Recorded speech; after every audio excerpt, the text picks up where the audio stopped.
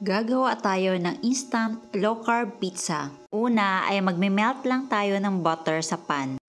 Pagkatapos, maglagay ng all-purpose cream. Then, add cheese. Kahit anong available sa inyo na low-carb cheese. Tapos, maglalagay lang ako ng green dahan Himalayan salt and green dahan malunggay powder. Haluin lang ito ng maigi until we achieve a creamy consistency. If you love this recipe, please like and share and follow me for more low-carb recipes and health tips. Ang mga list of ingredients ay ilalagay ko sa last part ng video na ito. Ngayon, hanguin na natin ito. This time, gagawa naman tayo ng pan-fried chicken. Ang ginamit ko ay yung mga tira-tira lang galing sa cordon bleu. Nilagyan ko lang ito ng green dahan Himalayan salt and white pepper. Itong chicken ay gagamitin po nating toppings para sa chicken Alfredo flavor. So, fry lang po natin ito until golden brown.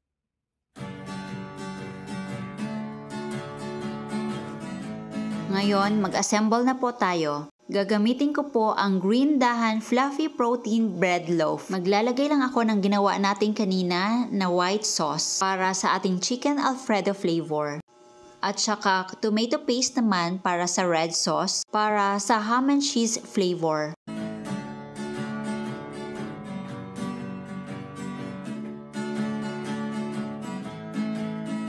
At pwede po kayo maglagay ng kahit anong cheese na gusto nyo. Ako po ay parmesan cheese ang nilagay ko since meron na pong cheddar cheese kanina doon sa white sauce. Pero dito sa red sauce, maglalagay lang po ako ng cheddar cheese.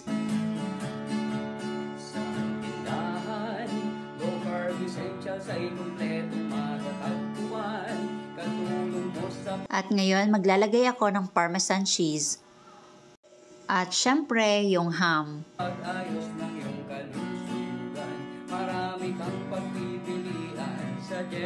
At yung chicken naman for chicken Alfredo.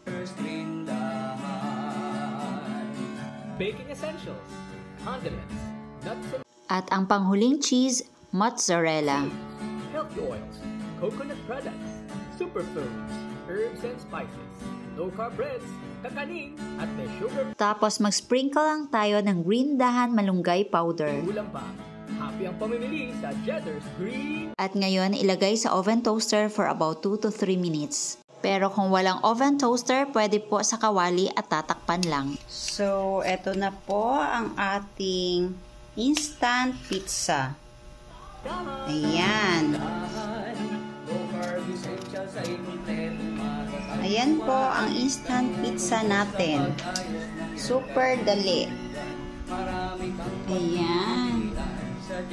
O, diba? Parang totoong pizza.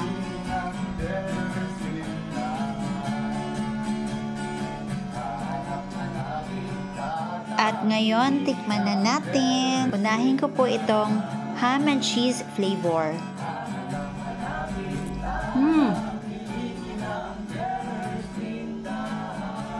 Ang sarap.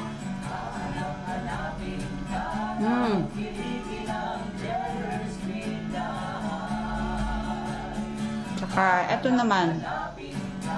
Tikman naman natin itong chicken Alfredo. Ayan.